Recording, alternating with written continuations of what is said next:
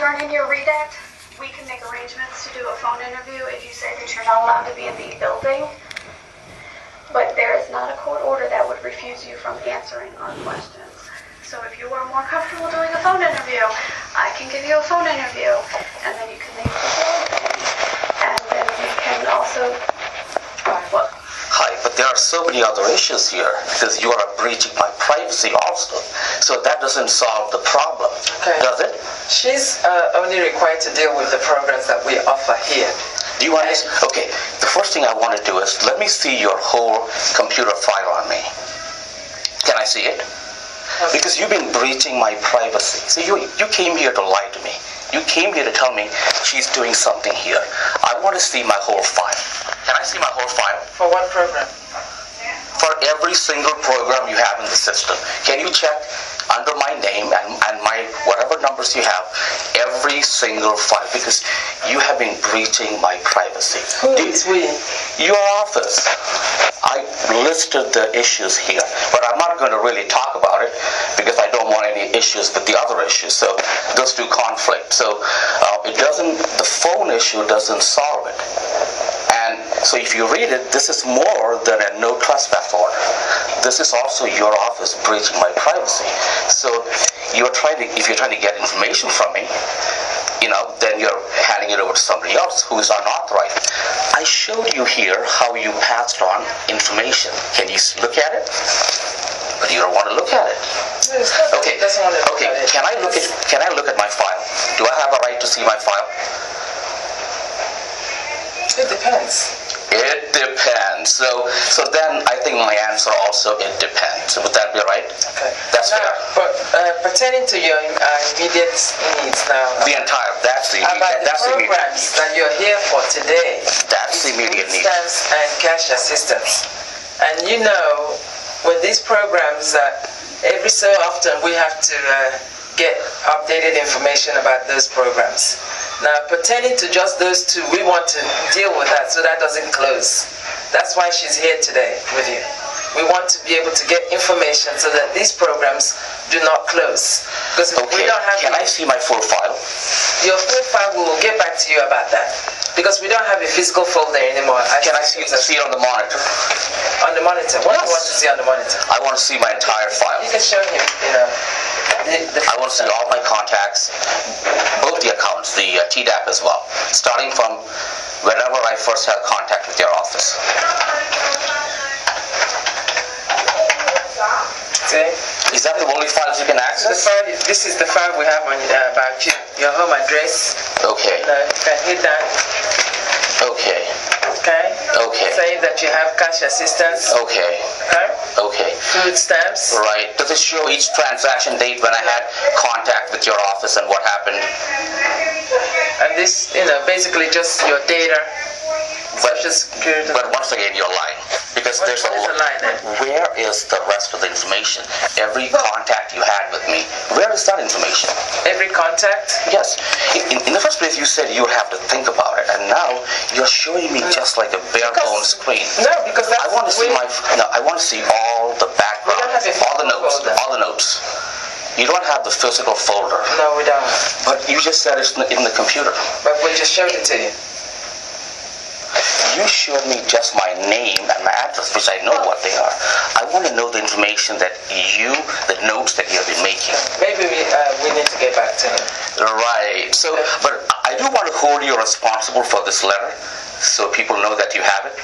And you do know I'm making an audio recording as well, and it's allowed under Maryland law since you are a government official. I can do that. So I do have an audio recording that I did bring this information to you, and you're going to be held responsible for this information. So I want you to read it so you can help me, because I'm asking for things that I need right now, and you're talking about some other things, which I don't. Can you see what it says right there? What does that say in the bold print? Can you read that? You can read it, sir.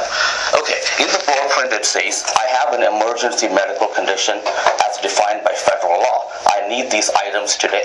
And I don't believe that whatever you offered up is going to solve that problem. And part of the problem problem is you breached my privacy so many different times. You've been sending my information to other agencies, and they've been contacting me, trying to get more information. The first thing I wanted to know from your office is, I came to your office in April 2013. Somebody sent me an application for PAC, which used to be like the precursor to the for Medicaid, right? Okay, so if we can look at that issue by itself, and then we can see what the problem is. And when I asked somebody why they sent the application, nobody could answer why the application came. But I can explain it to you why the application came, and it's explained in here. And why could your office?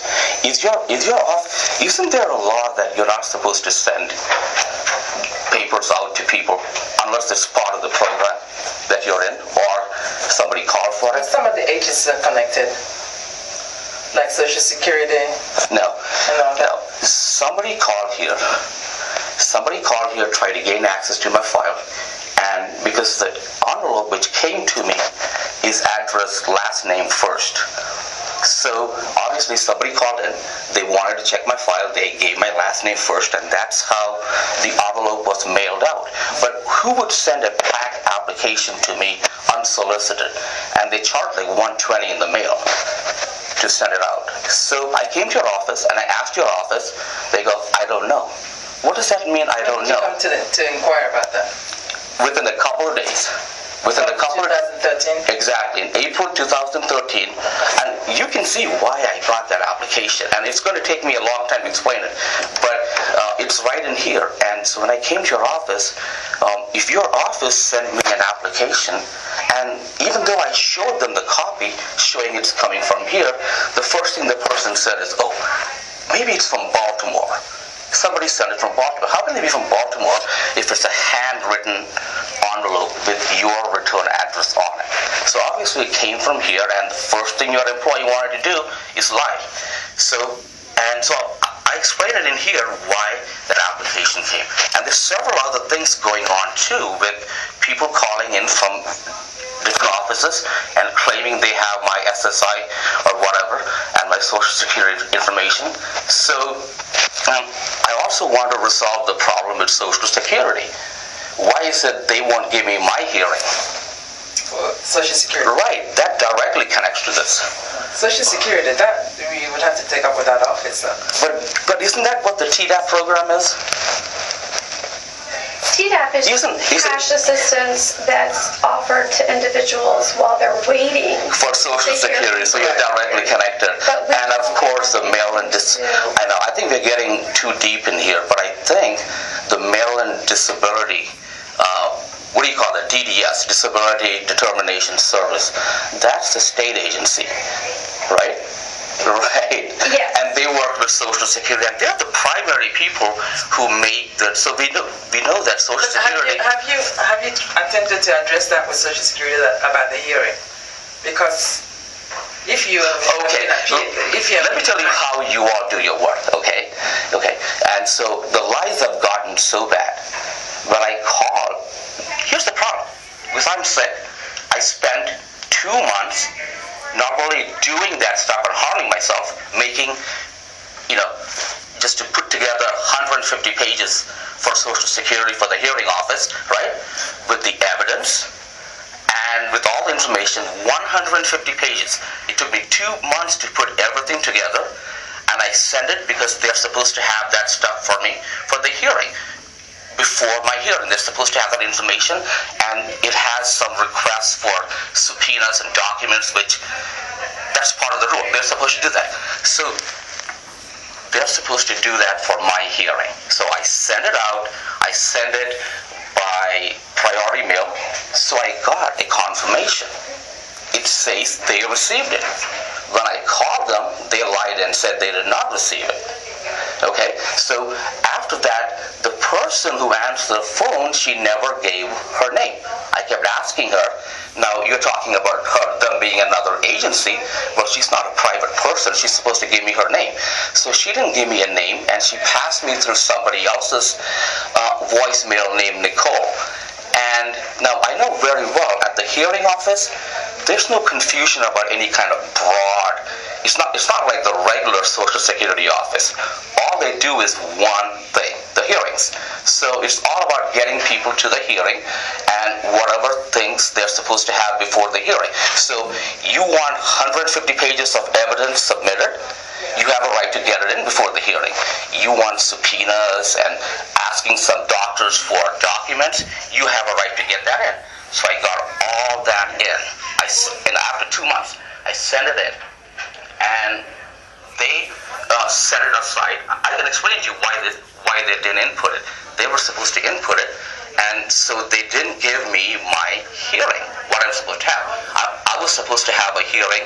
A hearing is not just coming and showing up. It's whatever things you get with the hearing. You have a right to build your case before you show up there. So she wouldn't give me the phone. I mean, she wouldn't give me her name. So I asked her so many times. Of course, I do record everything. So I have all the lights on, so I will be sticking it all up on YouTube soon too, as well. So she didn't give me her name. She transferred me to someone named Nicole, and then it was just like a voicemail. I left 8 different voicemails at 8 different times saying, I send you my things, it's there, I want you to input it, and in the meantime, give me a continuance. Because that's the typical thing they do in their office. Which office did you go to? The Washington, D.C. office. The Social Security office in Washington, D.C. The hearing office. Yeah. To the hearing office, they do just hearings. So right. They don't have any confusion. When someone says they want a continuance, it's not like going to the main source again, because they have all different programs going on there. So it's simple stuff for them. So I did go, and so what Nicole said is, and this is the problem, how she lied when she called back. And I called 8 times, and one of the times she actually picked up the phone. And then when she heard my voice, she hung up the phone. Then she calls back and leaves a message saying, I was struggling to find your name and number. I heard the call come in, but I didn't understand anything you said. If she didn't understand anything I said, how did she find my name and number? And then also, because I did point out that she hung up the phone, she says also on the message that I was having, my phone wasn't working. So if she didn't hear the message, me asking for a continuance and me telling them they threw my stuff away, how did they hear the part about me saying that their phone wasn't working? So, and this is a big pattern of lies, and I'm not going to narrow it down to this one particular thing. I want to hold Maryland government, Montgomery County government, and in a little bit Social Security as well. But it's mainly the problem started here, right? The problem started here with so can you explain to her for a minute, please?